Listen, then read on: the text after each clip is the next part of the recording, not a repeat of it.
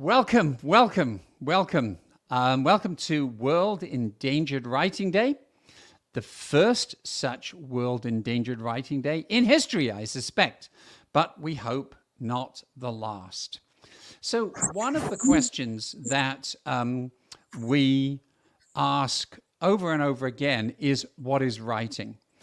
And I have to say that when I began the Endangered Writing Project back in about 2010, I was astounded at how few people were asking the kinds of questions I was asking about writing. In particular, why does it look like that? Why do all of these remarkable scripts around the world look the way they do? How did they come to be like that? Did they start and scatter? Were they invented locally? All this kind of stuff. And I was fascinated that there was not an academic tradition of asking these questions. I thought there must be tons of books written about it. Absolutely not. And in fact, the first person I had a great conversation with about writing as a manifestation of culture or an expression of a culture was Jerry Leonidas. And Jerry is not a traditional academic, and he's not a linguist, he's not an anthropologist. He is the co-director of the graduate program at the University of Reading in England in typography and type design and communication. Because typographers, and especially type designers who are working on non-Latin fonts, think about writing in a very different way to, say, linguists and anthropologists. And since then, I have learned that many of Jerry's former students are actually traveling the world studying the graphic and visual identities of scripts and how they fall into the different cultures and their aesthetics and their traditions. And so I am super delighted to actually have one of Jerry's star students, or former students, I guess I should say, with us right now, Kajama Chakma. So welcome so much, and thanks for making the trip across the Atlantic to join us. Thank you so much, Tim, for organizing this event and inviting so many distinguished people working on different scripts around the world and inviting me to have a discussion on that. Wonderful. So one of the things that many people may not know is that your last name, Chakma, is it's a cultural name. It's an ethnic name. It's a traditional name used by the Chakma people. And I was fortunate enough when I was in Bangladesh to meet some Chakma people who told me a little bit about their history, both in the past and in the more recent past. So I've been very, very interested to watch the kind of cultural revitalization that some Chakma people, including yourself, are leading. And so once again, many of our audience may not understand the relationship between cultural revitalization and type design. And so I'm wondering if you can tell us a little bit about your background and where you come from geographically, but also culturally, and how you came to wind up in Jerry's program at the University of Reading. Yeah, to answer that question, I would need Oscar to start the slide. Yeah. Thank you.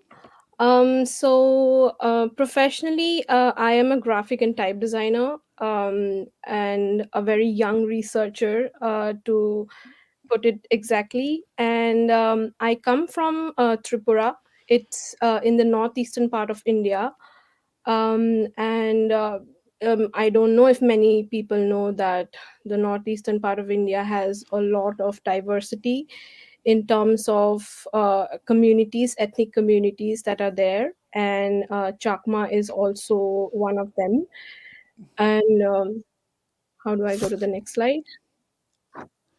Yeah, and to answer you the question about the Chakma community, it's an ethnic group based in South Asia, and at presently the community is spread across two nations, India and Bangladesh, and the native to to precisely say the native region is Chittagong Hill Tracts, the native home of our tribe, of our community. Chittagong Hill Tracts is in southeastern part of Bangladesh, and not only Chakma, there are many other communities there, and it has a rich diversity of communities.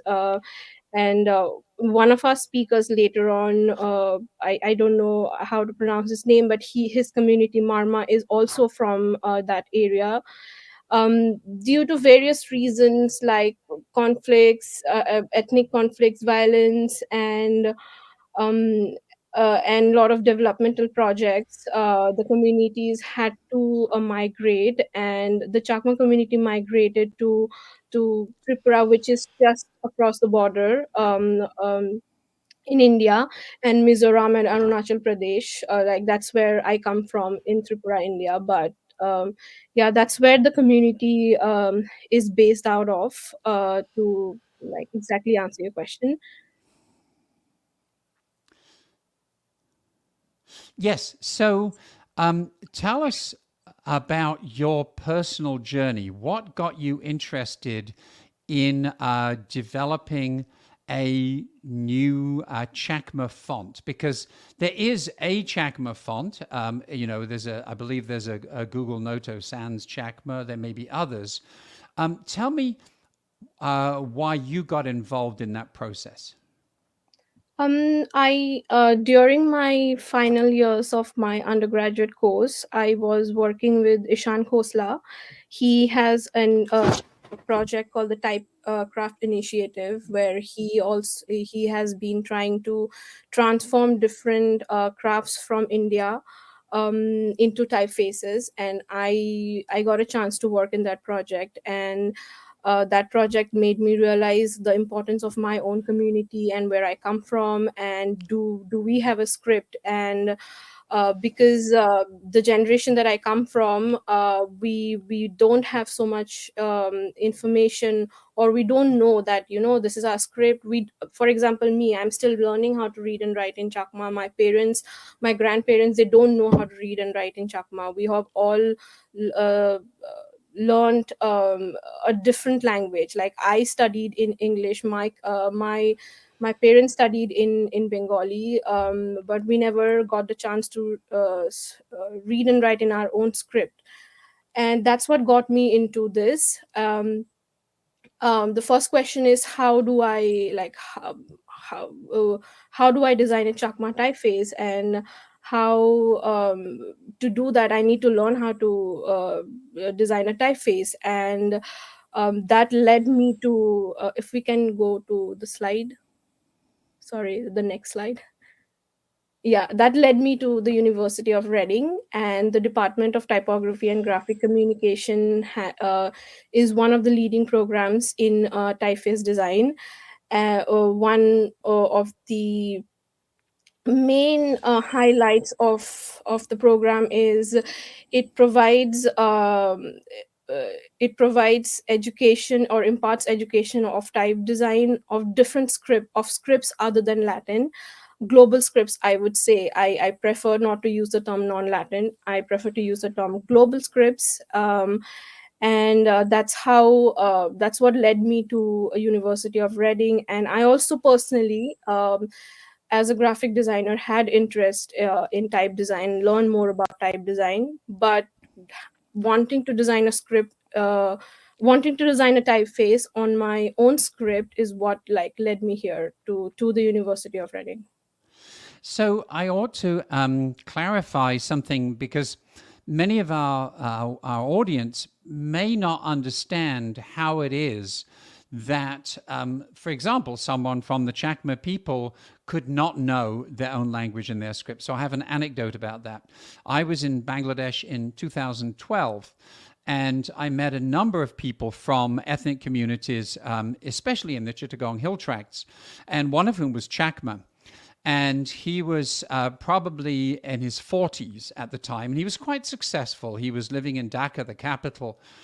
And he told me that when he was a small child, his father had been one of the leading Chakma writers who had also assembled one of the major collections of Chakma writing in books and manuscripts, which they kept in their house. And as you mentioned, this is an area that was particularly and still is militarized and open to conflict, or subject to conflict. And what he told me was that the army came into his village twice. And the second time, they killed his father and they burned down their house. And so he grew up with absolutely no access to anything written in the Chakma script. And of course, that act had also severed him from his own family connection to the Chakma language and the Chakma script and the wealth of Chakma literature that his father had assembled.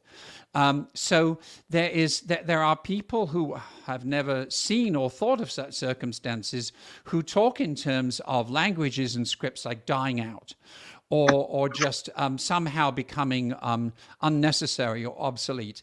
And that is rarely the case. This is a clear example where, on the one hand, this tradition was stamped out, and then subsequently it's denied to the next generation and the next generation. And so your personal journey begins with you trying to kind of heal or reconnect with that tradition of your family and your people.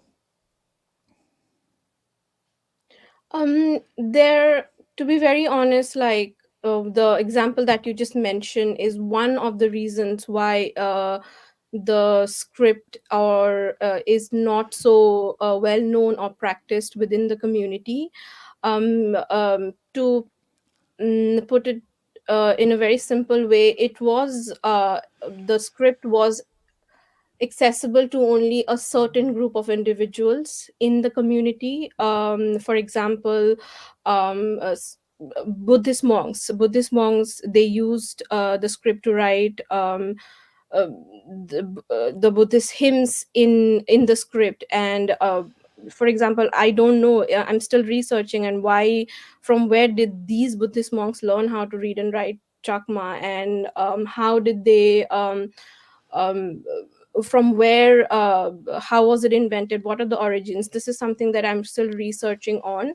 And yes, the violence, the ethnic discrimination is one of the reasons, but also the practice of the script within the community was limited to certain individuals only. To For example, the person that you met, his father, and there are these oral practitioners, like the ones that you go to if you're not feeling well. They are called bedyas in our language. Those are the people who knew how to read and write in Chakma. And education is another example, another reason why it did not spread, or people did not learn about it, because the community was not educated enough. And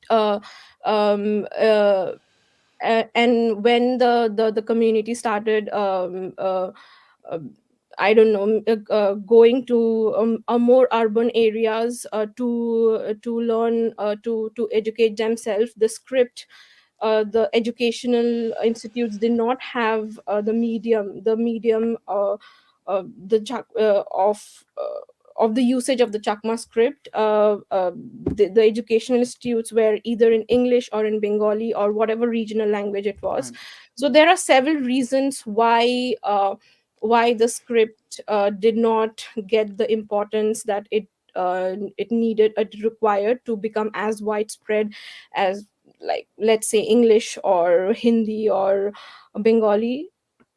Right, absolutely. So, can you tell me a little bit about the research that you have done?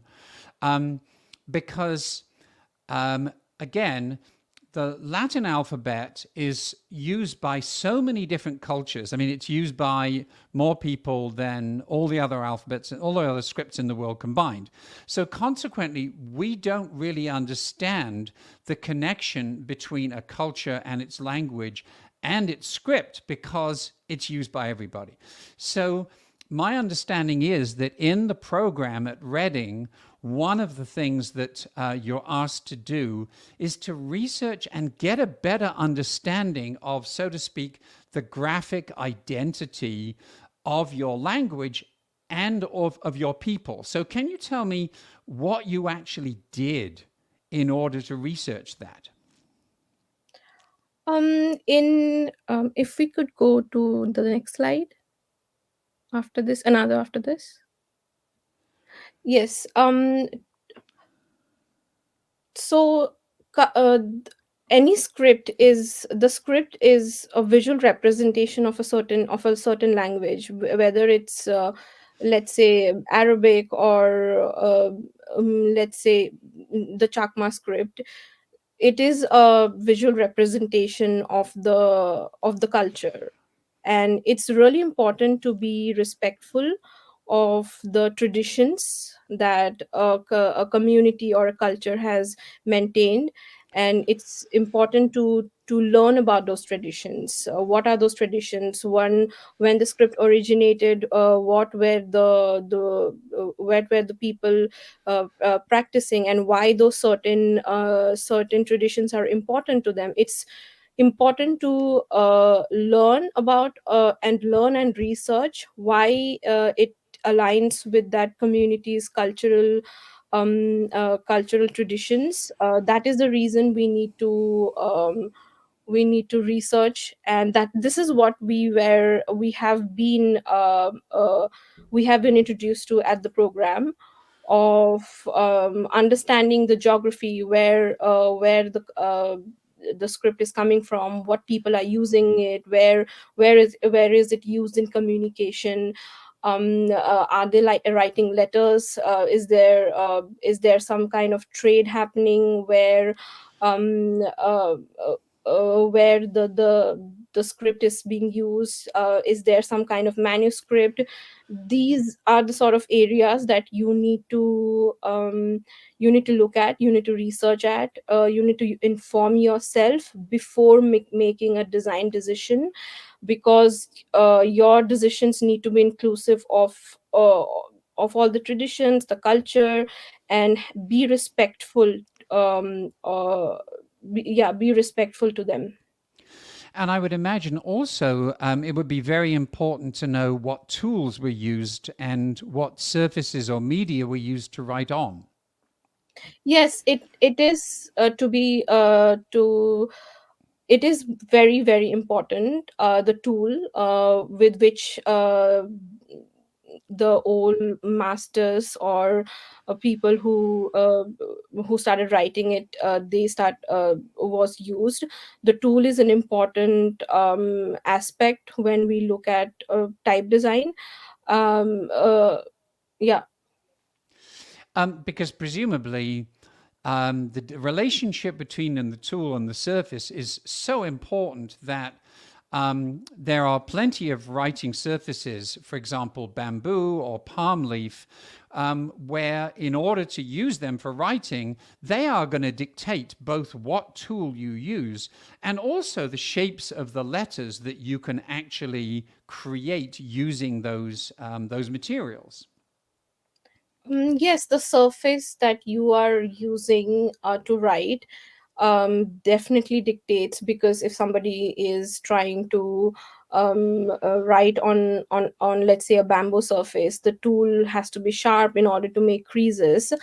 um, but if that let's say writing in a bamboo is on the bamboo surface was the first, where the very first initial ways that that script was written in, that definitely becomes a starting point to look at when somebody has to design a typeface, because uh, those become traditions, those becomes like norms of how it was written.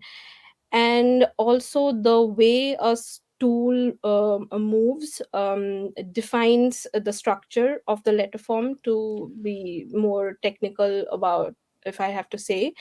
It defines how thick your letter is going to be, how, or how thin it is going to be, how it's going to look. The tool, it definitely gives us a lot of information about any script, if I have to say. Right. And so, for example, if you carve in or if you etch in bamboo with something sharp, it tends to be a very narrow, slender line. And you also tend to have a very angular form. Um, and on the other hand, if you're using, let's say, paper or silk with a brush, especially a fairly heavy brush, it's going to be completely different. Yes, because because of the nature of the two materials, and how easy it is going to be for you to move the pen with which you are writing. In this respect that we are discussing, it's the tool. It definitely makes a lot of difference. If, let's say, I'm writing on a silk cloth with a pen, how easy or how hard it is going to be for me to move the pen, and also the direction in Right. which you write a certain script, because every script has its different way, the mm, different direction of writing. Yes, and you're not just talking about left to right. I mean, I was taught to write on paper with a very with a metal nib with and ink, and you can do a downstroke very easily with that. You can't do an upstroke at all. Because it's just going to cut into the paper and it looks awful. So, yes, those materials are really important. I also wanted to pick up on something you said where you said that your aim was to be respectful of the traditions of that culture. And the couple of things occurred to me when you said that. One was that if somebody wants to start a literacy campaign, and they say literacy is a good thing, we are going to improve these people's lives by bringing literacy to them, and we're going to introduce a version of the Latin alphabet, for example, or the International Phonetic Alphabet, or something like that, then the notion of being respectful to the traditions of that culture may not be uppermost in their mind. In fact, it may not be on their minds at all.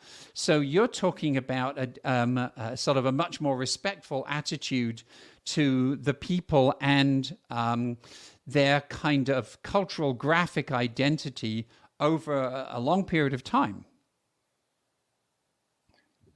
Yes, because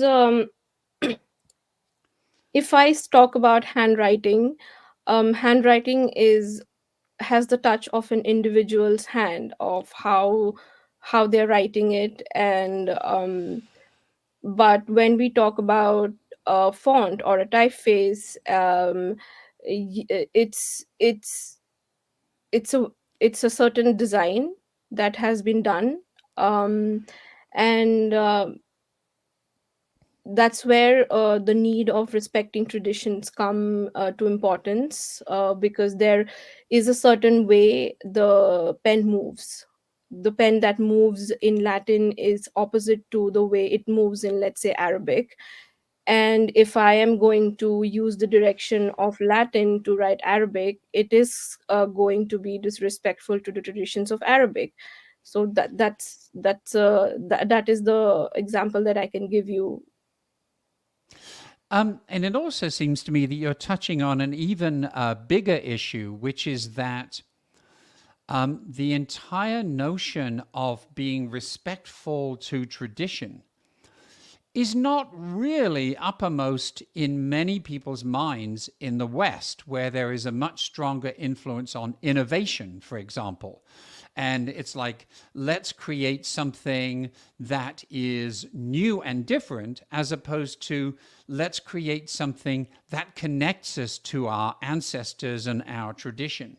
Um, and I thought this is very interesting. I wonder how in your program you were encouraged to think about this kind of tension, this push pull between innovation and connecting with tradition and the past. Um, if I say about um, innova- uh, like artistic expression, you can artistically express anything you want because it's creative. This is how you want certain, like let's say you want to draw fish the way you want to draw it. Let's say you want to draw it with differently because that's your interpretation of the fish, and you have the artistic freedom to it. But when it comes to scripts and typefaces, these it is a visual representation of a language, or and which is intimately or very intricately tied to its identity, um uh, because it represents something um about their culture. And that's when it's very important for us to be when I say being respectful to the traditions, because it is representing something. It is not an individual's artistic expression or creativity. It is representing a certain community, a certain lifestyle, a certain people. It's like the name of somebody is on it, and you cannot just do it the whichever you way you want to. And that's when the importance of understanding, researching the traditions is important. And that is something that we have been very much encouraged in our program. A very research oriented design approach. Whatever shape that you are trying to create, you bring meaning to it through your research. You research whether the shape that I am making, or the color that I'm applying, makes sense, and it is functional, and at the same time it represents something in an appropriate manner. Got it. So we have a question coming in. There are obviously many categories of fonts for Latin scripts. So we have serif, we have sans serif, we have handwrite, we have slab serif, futuristic, comic book, etc. Do you see a similar opportunity for developing lots of different categories for the Chakma script, for example, or for other traditional scripts? Or does that involve disrespect, for example, to those traditions? um, Styles such as humanistic or gothic, these are variations, or how do I say it? These are variations of in how do I reply to this? These are just different styles that exist, but in all the styles there is a certain there is a fundamental system that is going on. You are in gothic, you are it's about it's your typeface or your font is it's just wearing a different look, but the fundamental remains the same. When somebody is making a gothic font, they are not like changing the whole structure, let's say, of n. They are not writing n upside down, they are not changing it. It's the same n, it's the same structure. but it's just wearing a different cloth. Let's, for example, you're going for an interview, you are wearing you're wearing a formal t-shirt, and you're going to the beach, you're wearing a very casual shirt. It's just wearing different clothes, to put it very simply. Yes, so I mentioned a few minutes ago before you and I came on the air together, this organization called Aksara di Nusantara, based in Indonesia. And one of the things they do is they have fun with these traditional fonts they've created, where they'll, for example, take the Sundanese font and they'll do it as if it were a Coca-Cola font, for example, if it was going on a Coca-Cola bottle, or on some other I don't know, commercial or humorous way. And it seems to me that, first of all, this is their script, so they're allowed to do whatever they want to with it. It's not my job to tell them what to do. But also that by playing with it in these different ways, they're bringing energy to it. They're making it something that more people are likely to want to engage in. And it seems to me that's part of bringing a script back to life, is simply having more people use it in a sort of an enjoyable and creative way. Mm, yes, because that comes the way they have explained, where the Sudanese, I think Indonesian use. I'm sorry, I didn't catch that. Where they try to convert that into a Coca-Cola symbol. It kind of um, it's kind of falls in a very different pathway than very geeky or traditional type design. It's another form of which we usually call it lettering. It's just a lettering expression that they are trying to do, I would say. Got it. So we have a comment or question from Roland, who is also not only is he also a type designer, but he's a type designer who is working with traditional and close to extinct script, namely Rovash, which is the Hungarian runic script. And he says, if we consider that some old scripts that were replaced by Latin or another script during history, they did not go through the same evolution and experiments, such as printing and calligraphy, etc.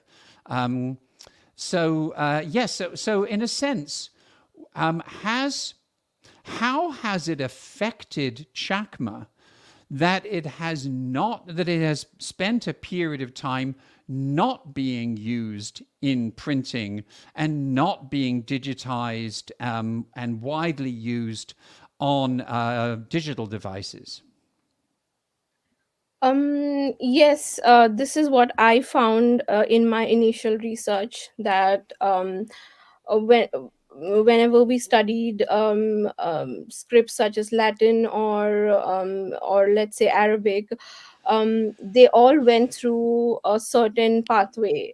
There were a lot of manuscripts written, a lot of calligraphy happened, and then the introduction, when printing was introduced, a lot of the scripts were adapted to the printing trade, like metal types were made, um, and each technology shaped the scripts in a certain way. And when I looked at the Chakma script, it did not. There are no calligraphic practices in the Chakma script, and I was surprised. And what do I do now? Like, Right, because exactly. there are no calligraphic practices. There are um, uh, and there are no conventions that has been set by someone. So how do I look at it? How do I From where do I find my source, for me to be for me so that I'm able to design a typeface? And Something that one of my supervisors, Fiona Ross, she pointed out was looking at what the very first um, practitioners of the script were doing, what kind of practice were going on, um, how did what kind of tools were they used, what kind of paper was it written on, and did the ink they use, or the tool they use, or the paper on which it was written on, did those define the shapes of the letter forms? That is something I'm still looking at. I have not reached some like like a conclusive answer that I can give you right now. But yes, this is something that I encountered in my initial research, that where are the metal types that I can look at, or where are the old printed books in the 18th century or 17th century when printing was booming in Europe. Where do I go and look at? Why did the one of the oldest typeface making companies, Monotype, never made a Chakma typeface? Why? Those were the certain things that I encountered. And that makes it that much more disastrous that my friend's father's collection of Chakma books and manuscripts was destroyed. Yes, because this is loss of materials, loss of important artifacts that we like someone like me will never be able to study.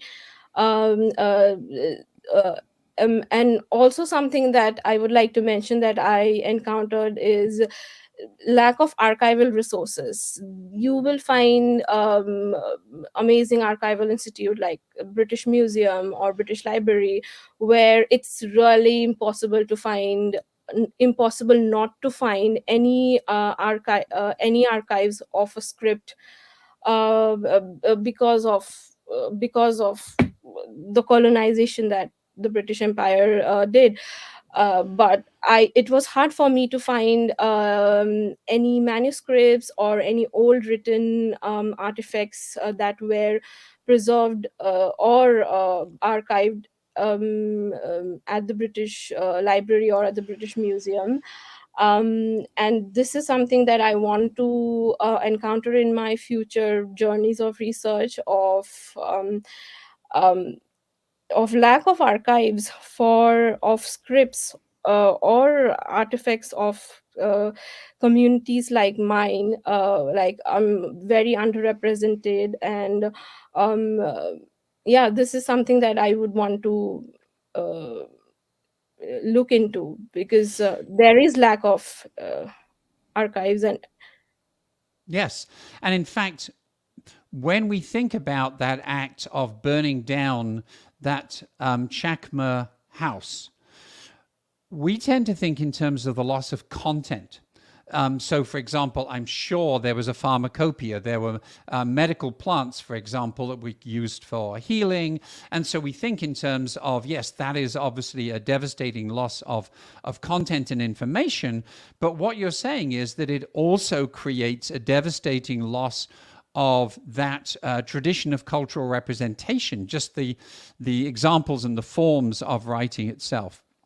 So Kajama, I have to say we need to wrap up now, but this has been so interesting.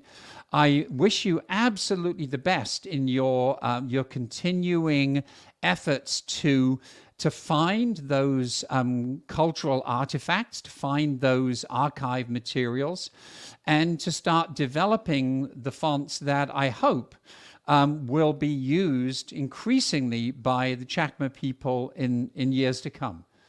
So thanks very much for visiting with us.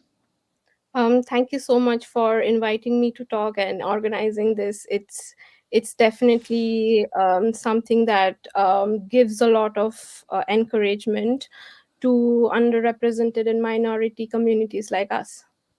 Brilliant. So I would just like to wrap this up by saying that Please take this opportunity to visit our 3 websites, endangeredalphabets.com, which is our main site, endangeredalphabets.net, which is the Atlas of Endangered Alphabets, where in fact you can click on the Chakma link and you can learn more about the Chakma people and their script. And of course, the World Endangered Writing Day site, where there is a lot of material about everything that we are celebrating and discussing today. There is a lot more about all of these ideas in Writing Beyond Writing, which is where I've tried to pull together everything I've learned so far on this journey. So that is something that is maybe another next step as you go. And we have a wonderful last word from Hrant Papazian, who is also a typographer and type designer, and he says, "Keep it up, Kajama." Wonderful. So we'll see you again in a couple of minutes with our next talk.